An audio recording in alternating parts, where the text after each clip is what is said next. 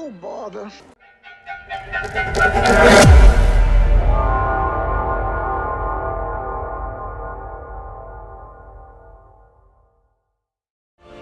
Hey everybody, it's Yin Yang Total War here, and welcome back to another episode of Unofficial FreeLC Campaigns. This is going to be part 10, and as it is part 10, I thought we better do something really big for it. So, if you can see up in the top left-hand corner, or mid left-hand corner, excuse me, we are going to be playing with the Big Bone Daddy himself. So, let's get into it. That's right, folks. We're going to be playing with the Big Bone Daddy, Nagash himself. And if you don't know who this guy is, I'm going to go ahead and refer you over to the Warhammer Wiki, because there is so much lore on Nagash that if I sit and talk about him, first off, it's going to be like an hour-long lore video and have nothing to do with the gameplay. And second, I'm going to get 700 things wrong, and someone like Lore Master of Sotek is going to find out and castrate me. So instead, we're going to just focus on the gameplay here. We'll talk about his lore a little bit as we go, but let's get into it. Faction effects. He can bring undead factions under heel and can elevate certain legendary lords to become Mortarks. If you don't know who those Mortarks are, and you just happen to be under a rock when the end times happen, good for you. That's fantastic.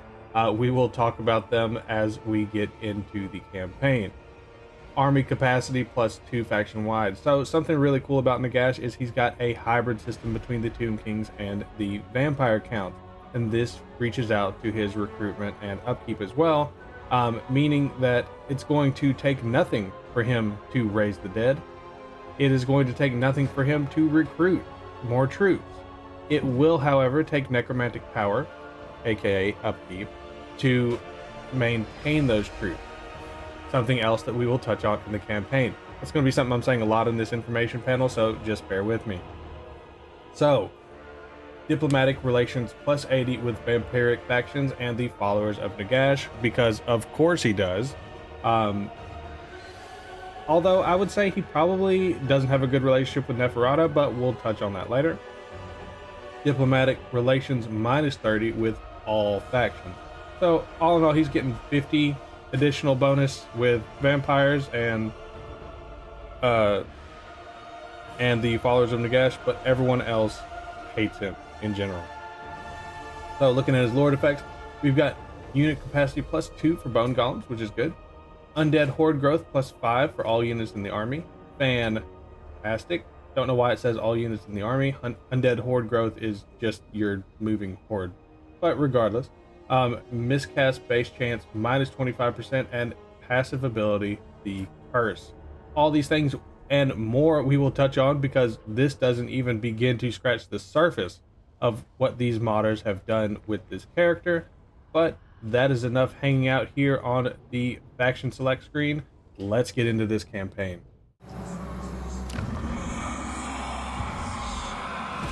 All right, folks, and kicking things off with Nagash, you can see that this is going to be a DLC level mod. I mean, I really don't know how the Creative Assembly is going to pull one off that is better than this, but as always, we will see. So looking at things first, you can see you're going to have missions, right? And not just like short and long campaign, you're going to have an actual mission chain that you're going to want to follow, and we'll talk about why in a little bit. But the short campaign, you're going to return Nagash to his true form. That's probably what we're going to go for today. Mission issued. We're going to usher in the Eternal Night and bind all in servitude to him. That is achieved by, well, getting all the way down the tech tree, basically. They also have a how they play section. That's something for you guys to scroll through. We're going to touch on all of this as we can, as we get through this campaign, but just something for you all to keep in mind. And Nagash Rising. So this is going to be the mission chain that I was talking about. And our first mission is, our first mission is, of course, to deal with the Skaven sitting outside of Nagashazar, because how dare they? So, looking at Nagashazar, you can see that it's going to start in ruins, so we're going to want to repair that. We're also going to want to take some time to build up some of the buildings in Nagashazar. I would highly suggest going for the Charnel Plaza. Go ahead and get that income pumping, as well as starting down your as well as starting down one of your 3 military chains. But there's other chains that you can focus on as well. Another good one is going to be growth. You're going to want to get this place up and running as quickly as possible. So let's actually go for growth, because that's going to affect your undead hordes in the region as well. And the reason that I say that, right, the reason I say let's go for growth instead, is because you can start building up your recruitment buildings for Nagash, who's going to be your primary lord, right away. Not to mention, you can also, oh, and we're on the wrong screen, you can also benefit from the raising the undead. Now, it's not probably going to be called local mercenaries for you guys. That is one of the mods that I have that allows you to get mercenaries, kind of like in Medieval 2, right? So let's go ahead and build out our army a little bit. Now we're up to 16. And just so you guys don't let him go unnoticed, we have Etekor over here. He is going to be our hero. And you might as well have him, right? So let's get right on into our first battle. And kicking things off with Bone Daddy himself, kind of bullying his way through his troops. Not as cool as I would have had him walk, but hey, that's all right. Clearly, I wasn't paying too much attention for the cinematic perspective of it. But let's look out at the battlefield. We've got the Skaven on their initial approach, but we also have our Fellbats coming in to do a devastating flanking maneuver, catching them in, well, a position that they probably shouldn't have allowed themselves to be in, because as they swarm around us, we're able to bombard them, getting easy and free kills off against low value enemies for us, right? Now, checking things out, of course, the Skaven also trying to disrupt our formation by sending their Skaven through the underway or the tunnels beneath. Can't remember the name of that ability right off the top of my head, but as you can see, we deal with them pretty easily. And Nagash getting in there himself. I don't think I even realized that he did that. But some pretty sweet animations on him, right?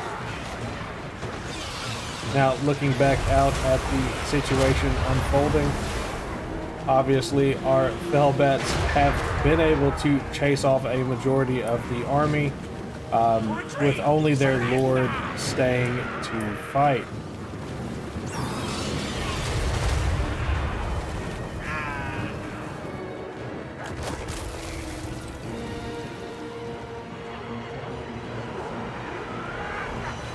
And it looks like they've popped another Menace Below off against us, which is annoying, but okay. And since their Skaven leader wants a fight, we're going to give him one.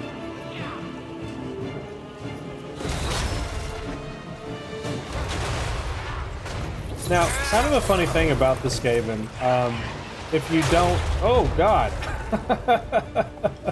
If you don't follow lore, the Skaven were actually instrumental in defeating Nagash, either the first time or the second time that he had taken power against Al-Qatazar. They actually brought Al-Qatazar the method to defeating him, which was a warp stone dagger that he plunged into that he plunged into Nagash, dealing him the final blow, or at least that time, the final blow, right?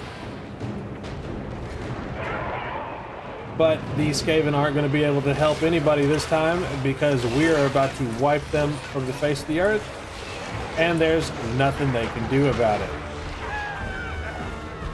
In fact, it looks like they have all but fled, so I'm going to let this battle play out, and I will see you back on the campaign map.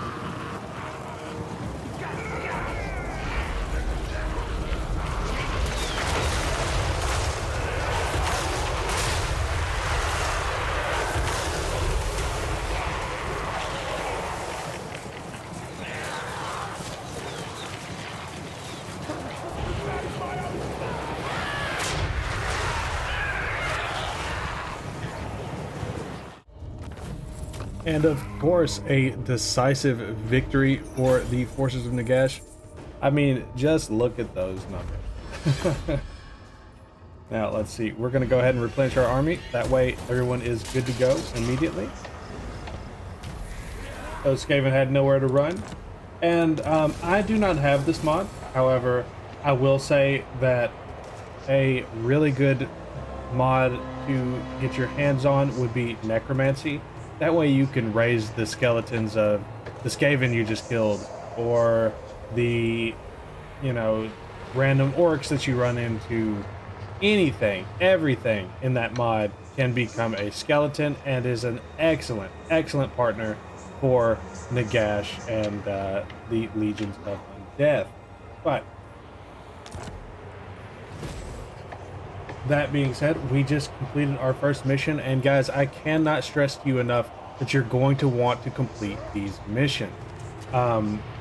It's going to really set you up for success. They don't give them to you for no reason. This isn't like a, hey, here's how you play the game kind of thing like CA does. This is the mission.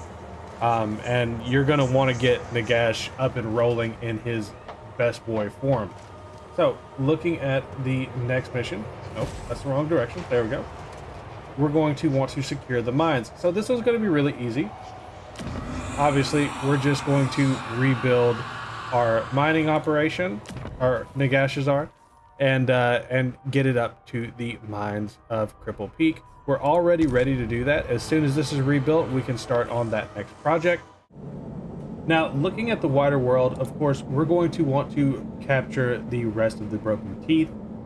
There is going to be an order in which you want to do that, which I will touch on here in what's going to probably be a moment for you. But what I'm actually going to do is cut the video right here. I will pick back up after we have captured the Broken Teeth, and then I will explain to you what has happened. I would like to go just straight through like I do with most of my videos, but this campaign is so big that it would take a 5-hour video to really hit on everything. So just bear with me, and I will see you on the other side.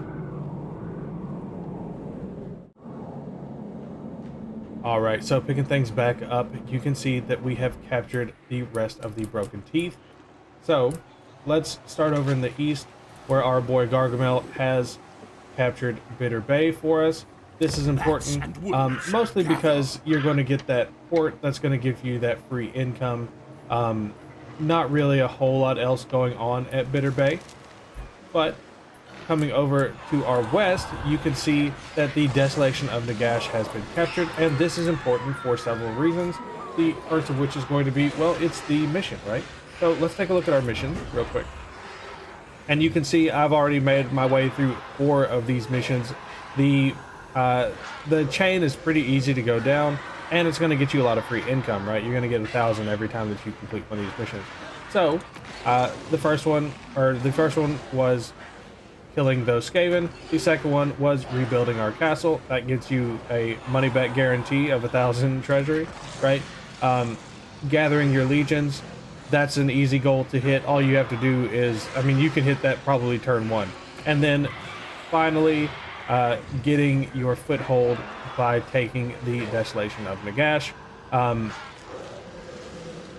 And the reason that they want you to do this is, well, it's twofold. first off, Nagash, or the Desolation of Nagash, is going to have the Warpstone deposit. And that is important because Warpstone is one of your extra, what's the word here, resources. And it can be used for your rights. So, and I'll let you guys look over these rights as you have time. They're all really strong. Let's just say that. They're not like just devastatingly strong, but they're pretty strong. And it's very cheap to get them. All you have to do is sacrifice one Warpstone. Of course, that being said, you're going to have to get Nagash to rank 8 for this one. You're going to have to conquer and hold 10 regions for this one. Build the Black Obelisk for this one. And reach turn 35 for the final one, Dominion over Death. So, the other thing that this one does, and we'll have to open up the diplomacy screen for this, is get you this sweet Nagash's will over here. So what does Nagash's will do? Well, it imposes your will upon not whoever, but any undead faction that is not either a starting Tomb King, like the DLC Tomb Kings. Those guys aren't going to come to you. Katep, Cetra obviously does not serve, and Kalita, they're not going to come to you. Also, the Mortarks, you can't impress this upon them either because they will come to you naturally through your technology tree, which is something that we will go over in just a little bit. But every other undead faction, including the modded legendary lords, can fall victim to this.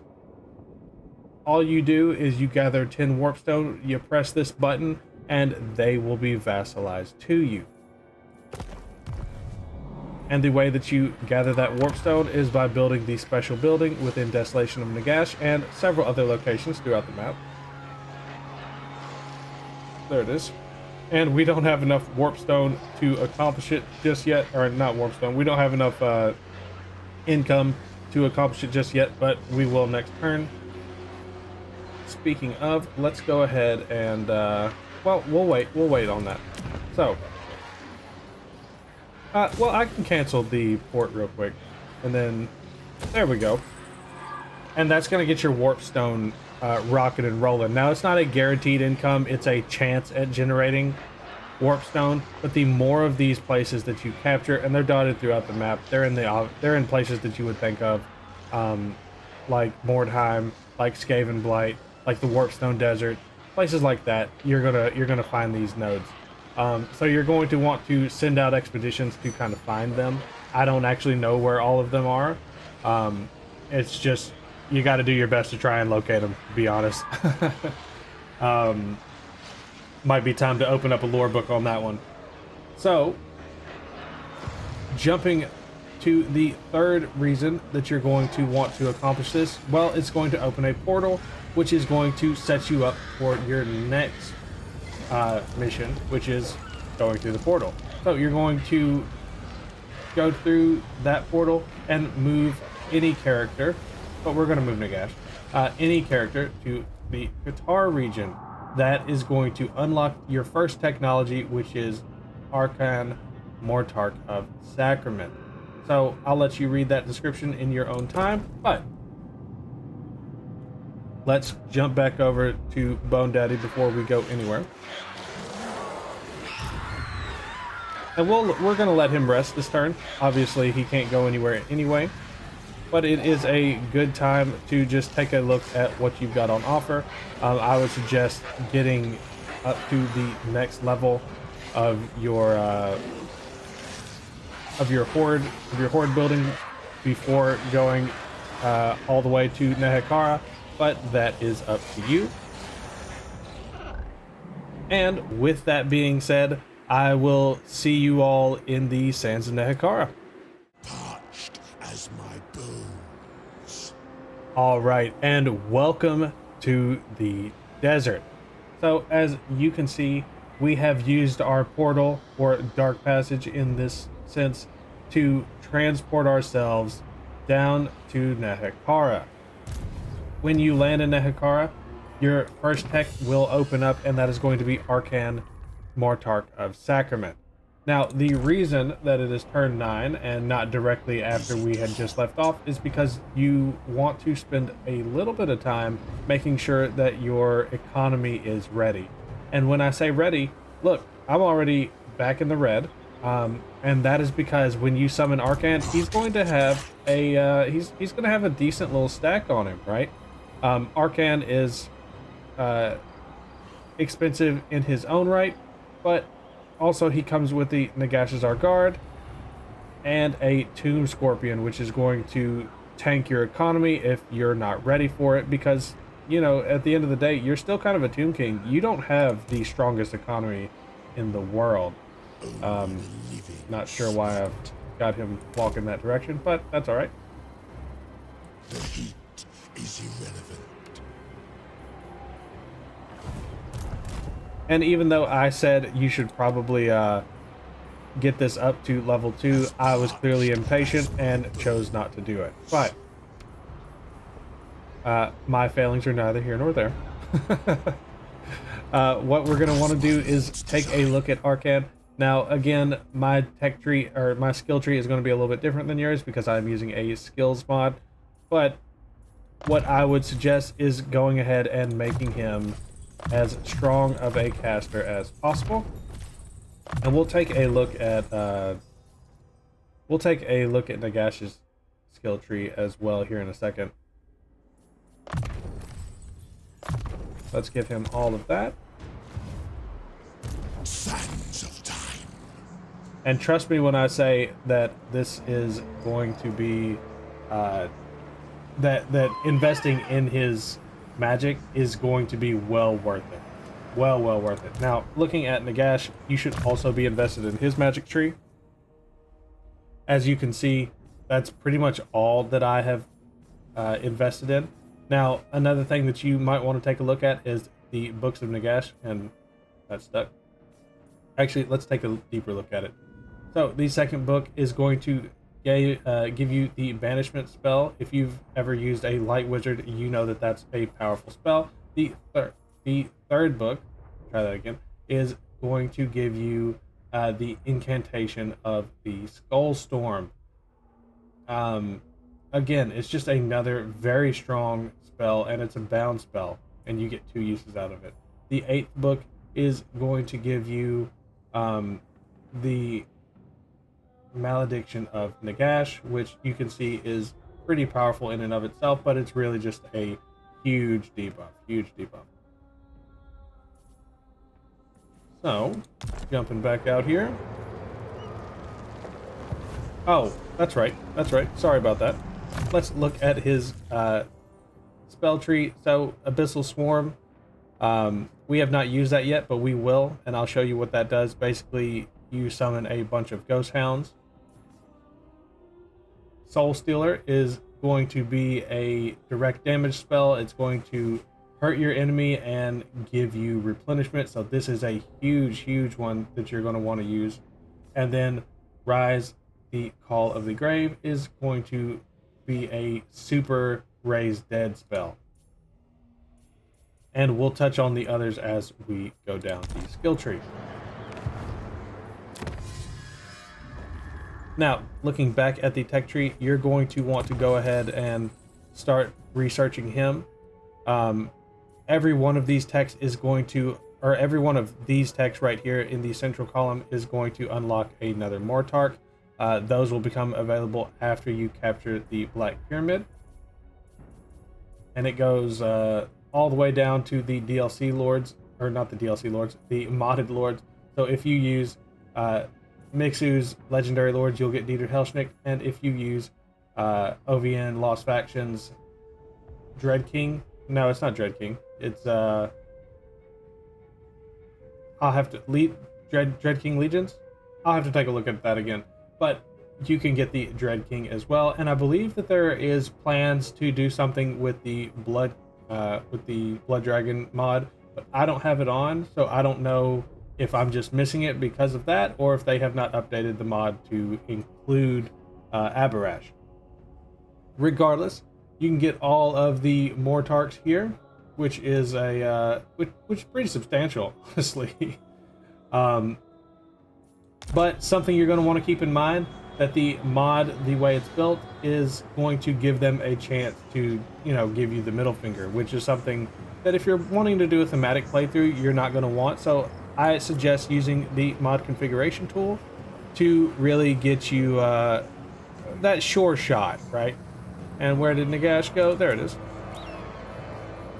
So as you can see, you're normally going to have about a 1 in 3 chance of them obeying you initially. If they disobey, Nagash will declare war on them, and you'll have to you'll have to basically fight them, right? I don't know if once you fight them, you can then confederate them, but I don't like to take that risk, so I'd knock this all the way up to 100. And this is the worst possible way I could have done this. Let's try that a different way for the rest of them.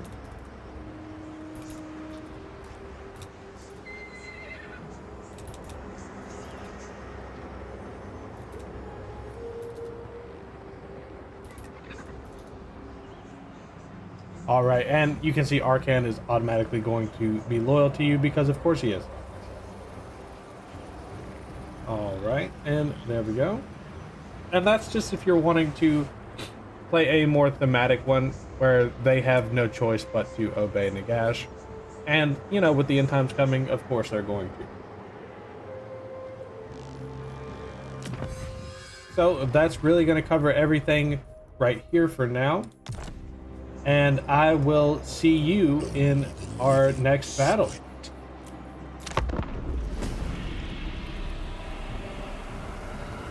And welcome to Qatar, gentlemen. Now, just a little bit of a forewarning that this battle might yield a little bit different results from the campaign, but I tried to fight it as closely as possible. Sometimes when you are doing these battle replays, as I do, the replay does not turn out like the actual battle did. So I had to refight these battles. Little frustrating after spending hours on this, but this is my favorite game series, so well worth it. Now, taking a look out at the field, you can see our enemy has a pretty solid defense plan set up. Really as solid as it can be against what they are up against, right? In the center, you have a Necrotech accompanied by his pet Bone Giant. In the, we'll call this the forward defenses, you have plenty of skeleton warriors ready to beat me back. Now, what I would have suggested had I been them was to at least place some archers up here. But they use their archers pretty effectively, so I'm not going to criticize too much on that. And guys, if I am a little bit louder in this part than I am the rest of the campaign, that is because I just exchanged my mic. Had a little bit of a mic issue, so hopefully I'm coming back a little bit more clear. Now, looking at our forces, we're the plan, and you guys know my thing about plans, right? Everyone has one till you get punched in the face. But our plan was to move up the center, secure our left and right flanks because they had some forces ready to come in and hit us on these flanks, and then do a big push up the middle.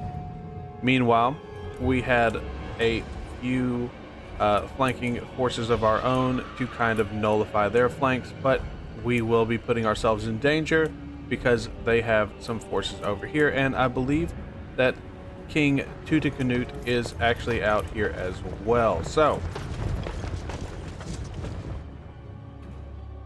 it looks like our reinforcements have in fact come on in. They are ready for action as well.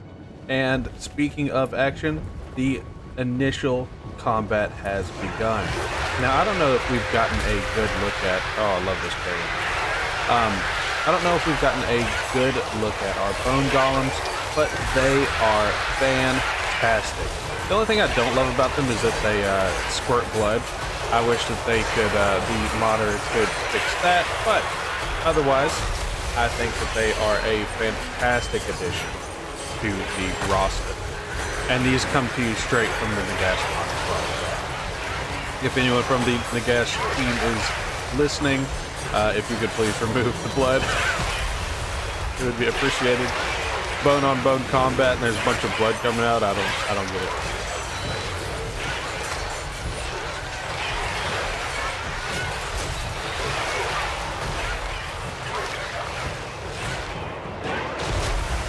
Ooh, and there we go.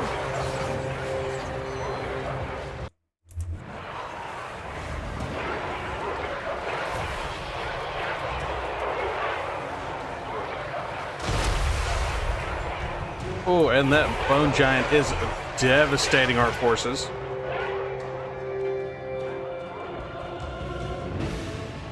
Get a look at him. Ooh, beautiful shot, beautiful shot.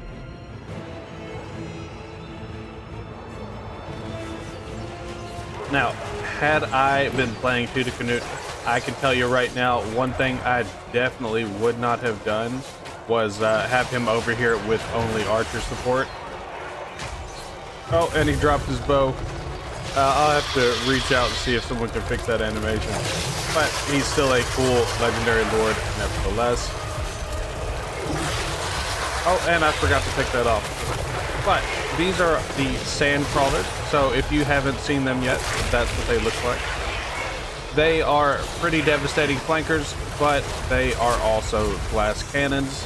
So I've seen these guys go down, you know, from some tough archers. You know what I mean? Like archers who don't want to give up. So you just got to be careful with that.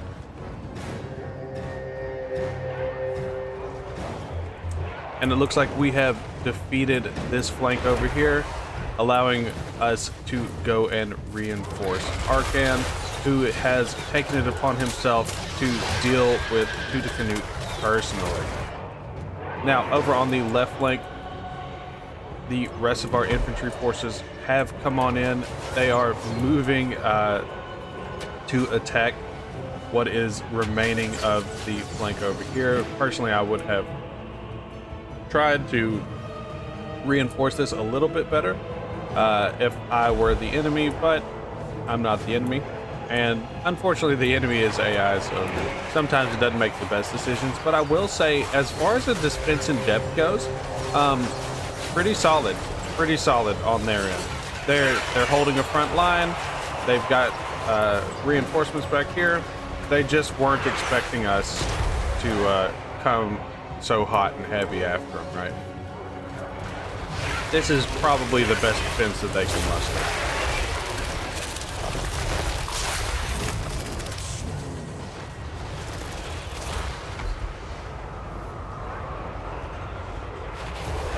And it looks like the first of the barricades has dropped. I believe it was because we captured this over here. This over here is going to be captured, and there goes the second one.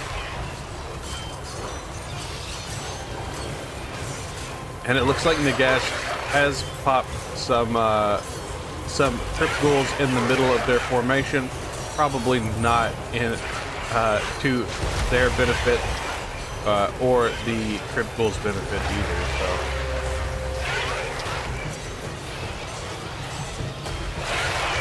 And something I always play with, just because I feel like it's more realistic in a fantasy setting, oxymoron, but I feel like it's more realistic, is the, I've got a mod that basically stops your summons from just crumbling away, right? It doesn't stop the normal crumbling process, but the kind of random, oh, you've only got so much time kind of crumbling. No, I don't like that. I think that's boring. So it makes it more fun when you're the necromancer. It makes it more fun when you're not the necromancer as well. So.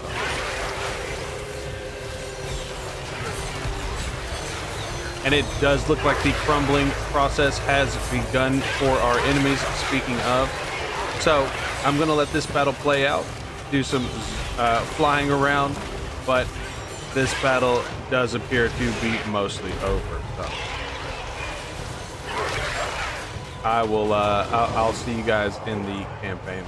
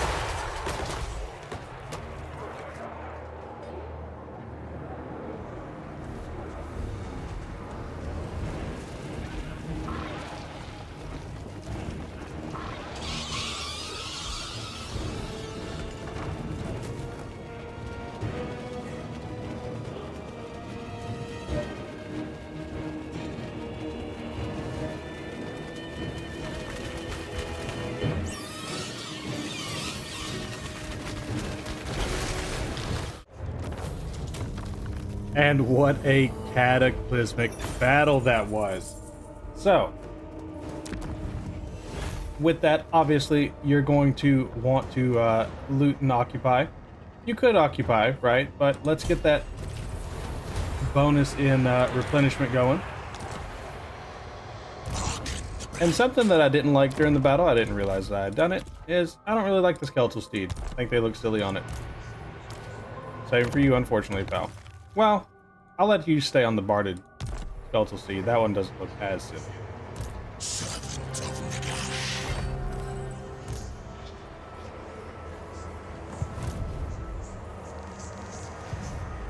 My master will return. And again, that was a epic battle, right? So what you're going to want to do is obviously you're going to want to invest in continuing to make him the just ridiculously overpowered, right? And there's a new spell for you. It's going to be really strong versus a single combatant. Don't know if it'll be as strong as the one that heals a single entity, or a single unit, but still pretty freaking powerful. Yeah, there it is. 500 to 1,000 damage per second, and it goes for 6 seconds. Okay, you're gonna definitely want that one. It is costly to use, but not that costly. Not that costly. So, looking at that, you can. I mean, he's just so OP, and it is so wonderful. And we could go for that one, but instead, let's invest in one of the. Actually, let's invest in making the army tougher, right?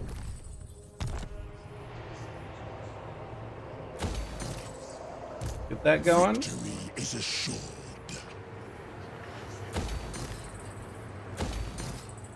Make sure to maintain your horde growth and income. That is something that's going to be really important.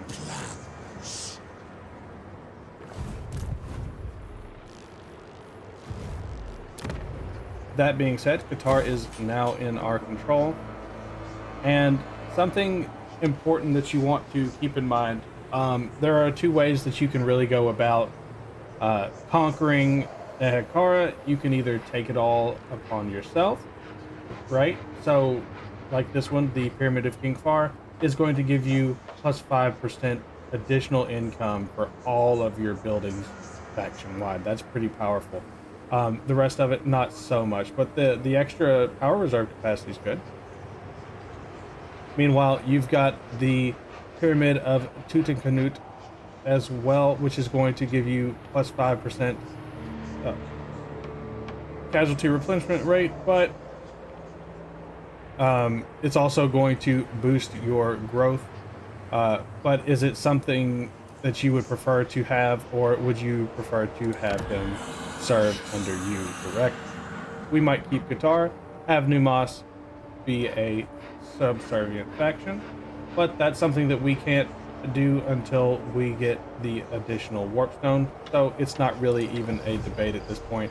We just got to make sure that he does not take Qatar back while we're gathering the resources necessary, right? You are not him. And something else to keep in mind is the additional Victory, of course. landmark that is going to come with your other faction, or not with your other faction, but with your Mortarks. Every Mortark gets one, including Nagash. So this one will give you additional units for your Tomb King roster, right?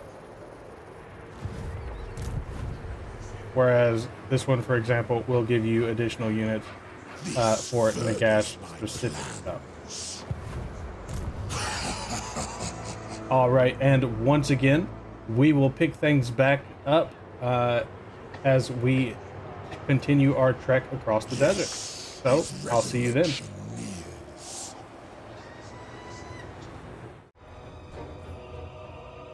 All right, and jumping back in as we trek across the desert, Prince Rakav has decided that he wants a peace as well. So I say, of course, that we oblige him.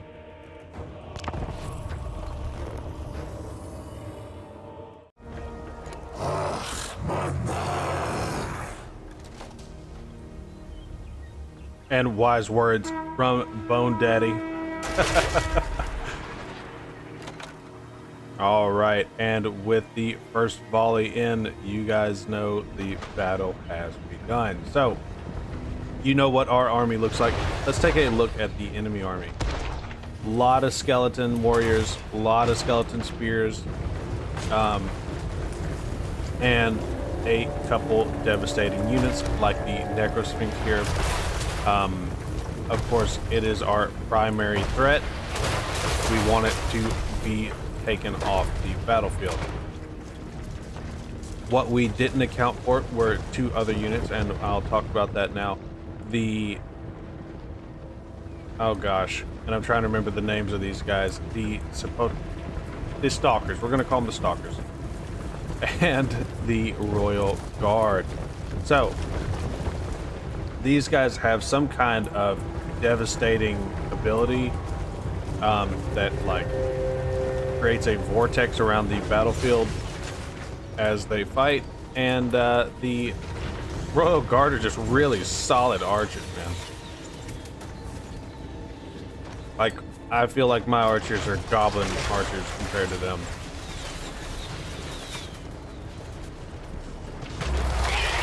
Oh, and speaking of devastating abilities, there goes their first spell and our motivation to charge down the hill.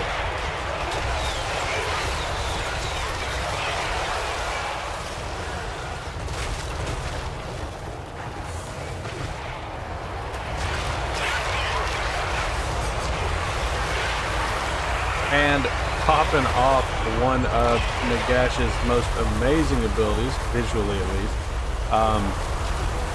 What this ability does is it pulls in all of the enemy's health from everyone within this circle, and then it's going to give it back to yours. If you've ever played Pokemon, it's kind of like Leech Life, right? And there goes their devastating ability. Not exactly sure what it's doing, but it's hurting for sure.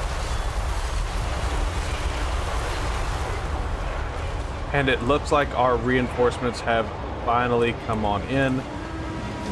There goes Arcan now. He has sent his Tomb Scorpion ahead of the game, and for good reason. We want to draw all these guys into a into close quarters combat so that we can pop off this Fate of Yuna right here.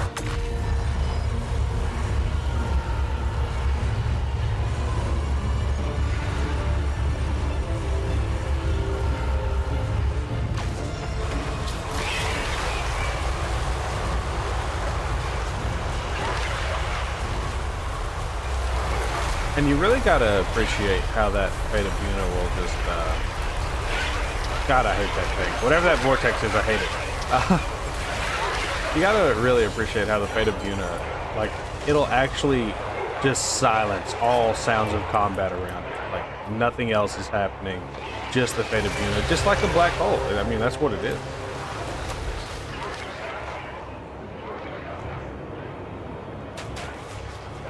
Here come the Stalkers back for another round. Probably into our rear if I had to guess.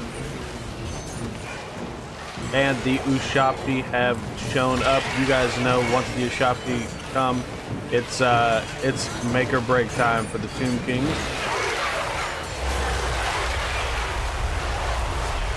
And they've decided to make or break within my archer line. So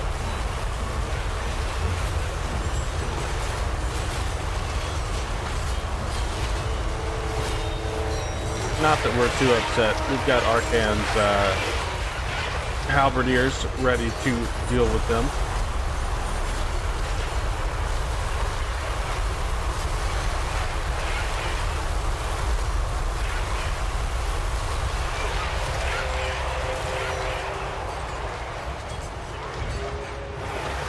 And you can see that their flank has collapsed over here. We've got the rest of our troops charging straight up into the center. Oh, and the Doom Scorpion killing them. Let's actually take a look out on the other flank, see how we're doing over here.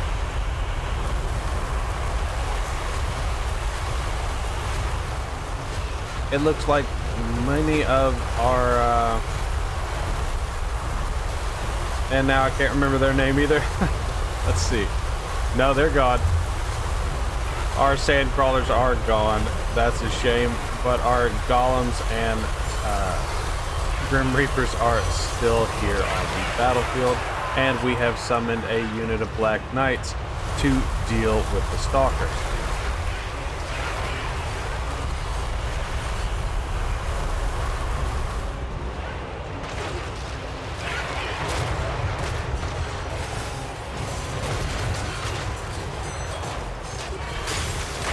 With the Ushabti starting to fall, you know that this battle is coming to its end. So I'm going to stop talking, let the battle play out, and I will see you back on the campaign map.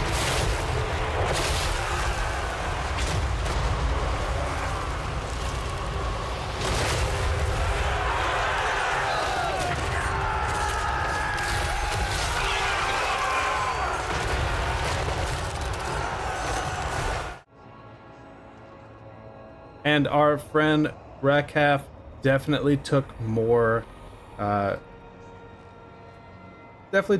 us with him than I had assumed. So we're going to do some recovery, and I will see you as our trek across the desert continues.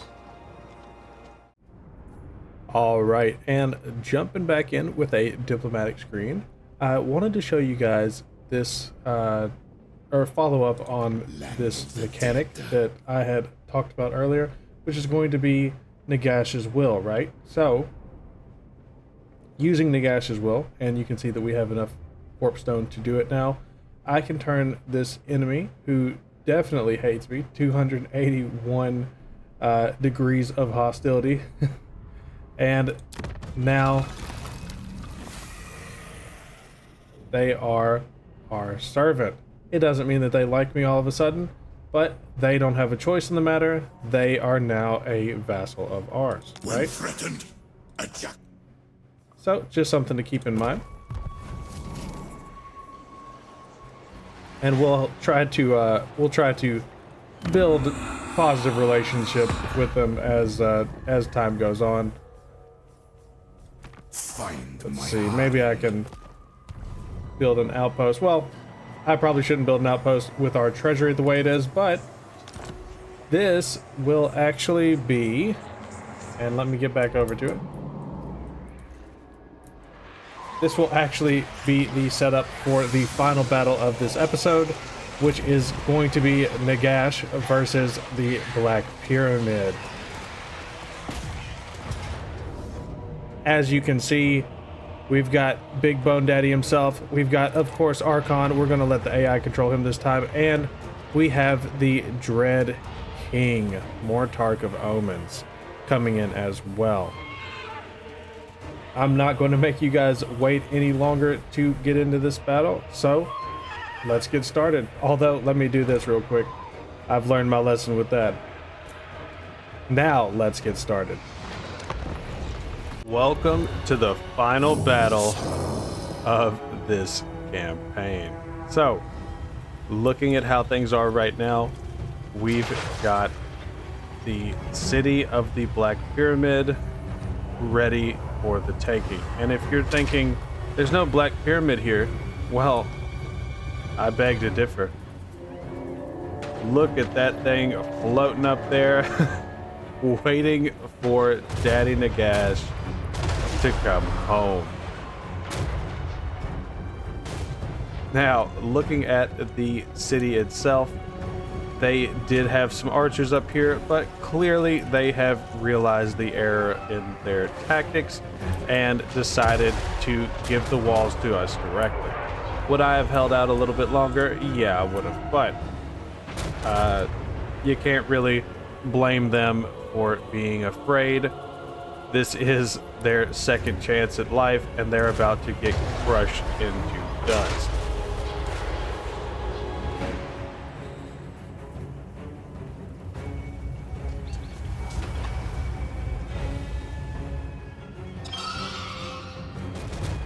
Now, our plan is to overtake this wall, which will no longer be a fight, and then conquer the entry plaza before moving up into the next plaza and finally taking the center of the city. Is this going to be a hard fight, hard-fought battle? Yes, of course. But we are not doing it alone. In fact, we have our newest ally, the Dread King, who is definitely not Alexander the Great. He's got companion cavalry, he's got an elephant, he's got peltas, he's got hoplites, whatever you want, he's got it.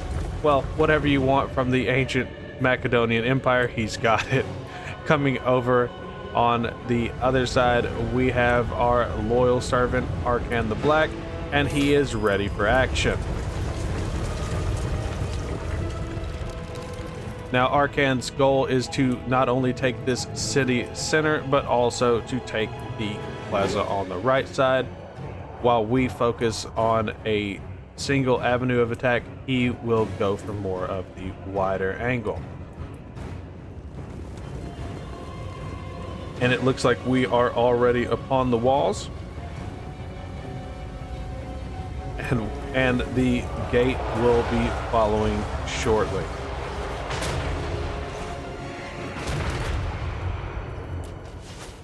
Now, had they had some infantry down here to defend their archers, this might have been a solid strategy. However, all they've done is draw us into a little bit of a AoE damage spell, but something that's not going to stop our forces in the slightest.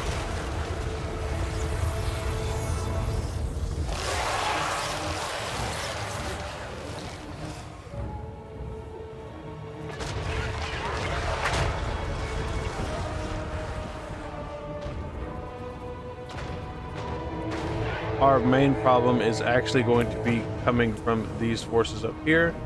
They have quite a few Nehekaran warriors, which will cause problems for us, as well as the rest of their archery corps has decided to take up the upper plaza, right?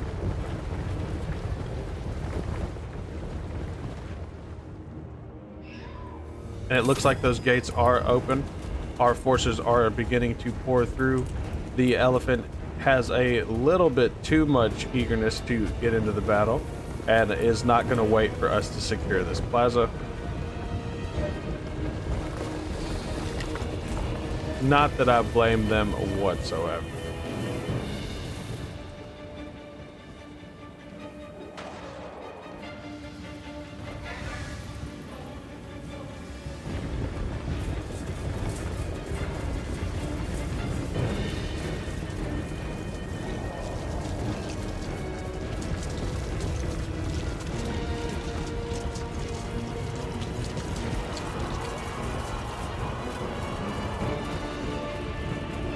And you really gotta love the look of these troops. The OVN team has created some spectacular visuals before, but this has to be one of their crowning achievements for sure. I am actually looking very forward to when the Amazons and Araby rejoin the roster. That is going to be amazing. And as soon as they do, I will make sure that they are featured on this channel preeminently.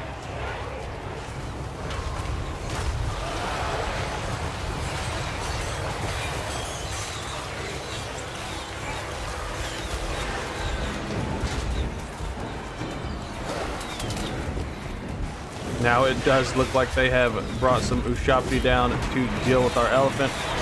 Probably not a great matchup for us. So the best thing to do is to come back down the hill and get some assistance, right?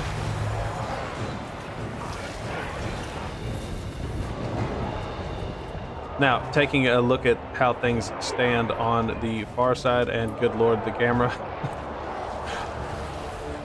The forces of Arkan are starting to make their way into this plaza over here on the right side. They've already broken down the gate and are climbing up the walls, it looks like. Well, I don't know what these guys are doing, but they're doing something. There they go. There's some climbing up the walls.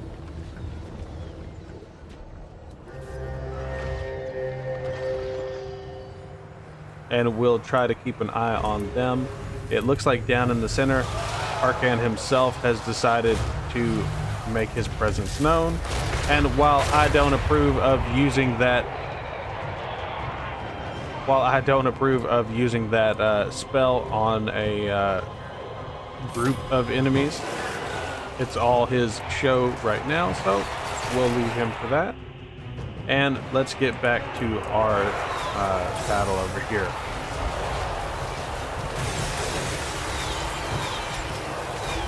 It looks like the Ushabti have already fallen.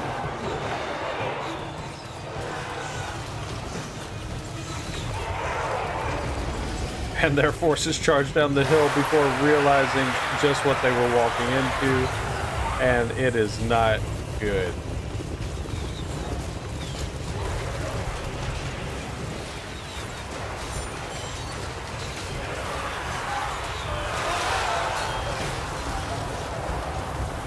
Oh, and a little bit of a graphical bug, but we're okay.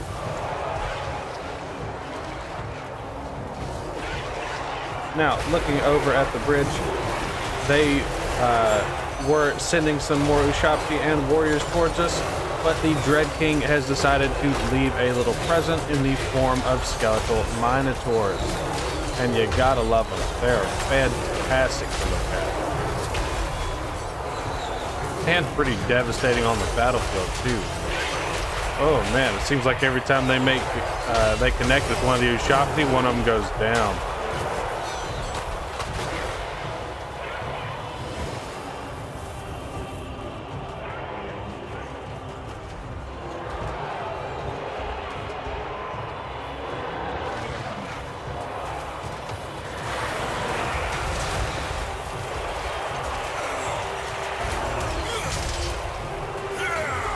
Now looking over here, things do appear to be fairly one-sided.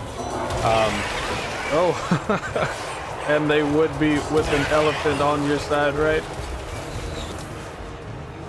And if you're wondering where the Dread King is, he has actually decided to seek out King of Photos.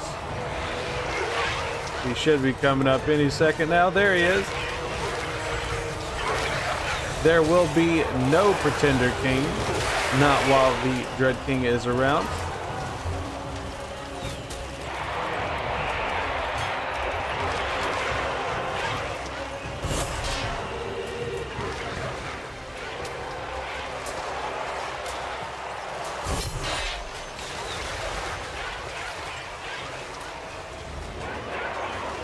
And it does look like they're trying to break our cavalry. Ooh.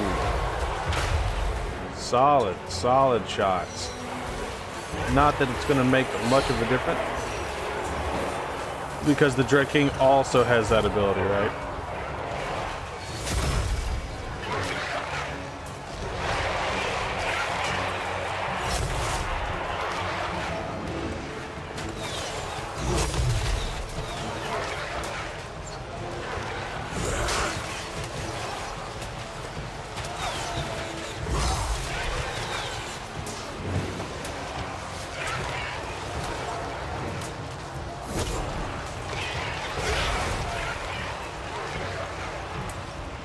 Ooh, and another graphical issue, but we're once again okay.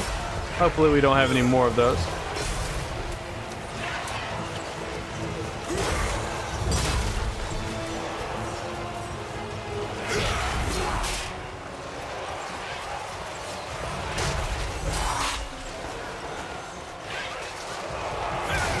And the Pretender is down.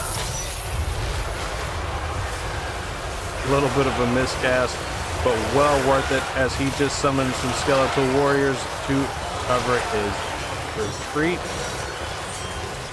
And it does look to have worked pretty well.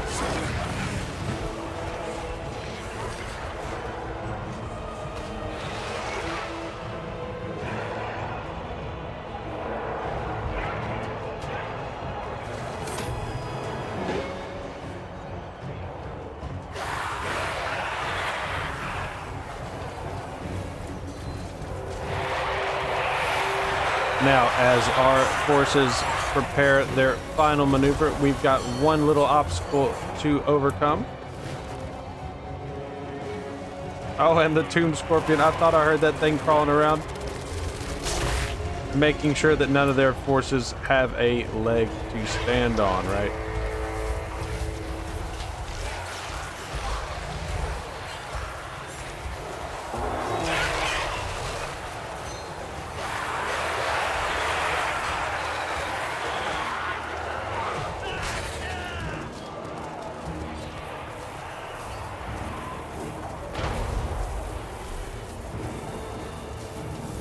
Now, something that I would like to be possible, and hopefully one day the creators of the Nagash mod make it just a little bit more stable for multiplayer, because I think that a multiplayer campaign with some of these undead factions would be fantastic. But I guess in their defense, they have made it to where you can have basically all of the undead that you want.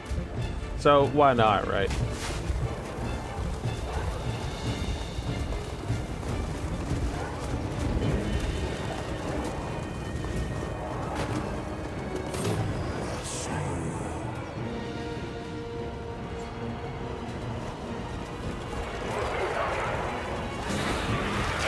Oh, and these archers know exactly what time it is.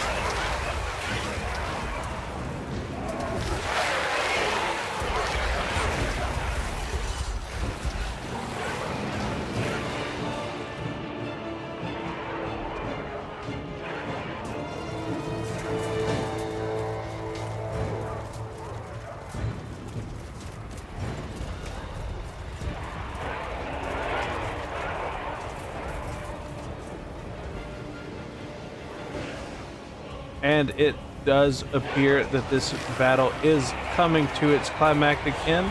So I'm gonna let it do its thing, and I will see you guys back on the campaign map.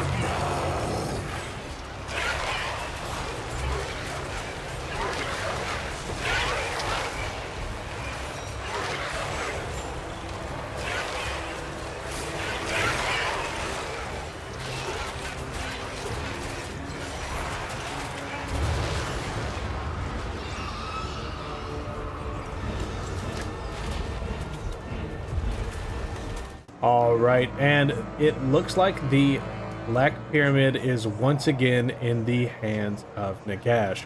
After a fantastic battle with the would-be usurpers, we are once again in control and ready to raise the Black Pyramid, which is, as you can see, mission number 7. So, just as a note, once the Ritual of Ascension begins, you cannot stop it. You're either going to survive it or you're going to die. So that'll just be the end of it. I'm not going to read the description, but there is going to be a series of battles where everyone tries to stop you from raising the Black Pyramid, and you cannot use Nagash during this time. But that's okay, because he's not much of a boxer at this point yet. Anyway, he does have strong spells, but you know, it is what it is. He will be replaced temporarily with a Traitor King. So what I would suggest doing is divvying up what remains of his forces, and before you get started, building up a skeletal garrison and allowing this garrison to heal back up. It might take a couple turns, but it's well worth it because you're going to be in for the fight of your lives. And while I would absolutely love to take a deep dive into that part, and we might do that for a part 2 if you guys are wanting that, but as for now, I am going to leave it because this has been quite the adventure already, and I don't want to spoil the entire campaign for you. So, let me know what you guys think of Nagash. Does this make you want to try it out more? I know it's been a while since this mod has been out, so you probably already know about it, but if you don't, tell me what you think. And you guys know the deal. So, to all my friends, wherever you are, good morning, good evening, and good night. If you made it this far into the video, I just want to say thanks for watching, especially to those of you who have been with me since the beginning. I am still having a blast and very much enjoying the formation of this community with all of you. If you have any suggestions for videos you would like to see, please let me know, because I want to make even better content as we continue down this journey together. As always, if you enjoy what I'm doing here and want to support me, then you know what to do. Comment, like, and subscribe. And we'll see you in the next one.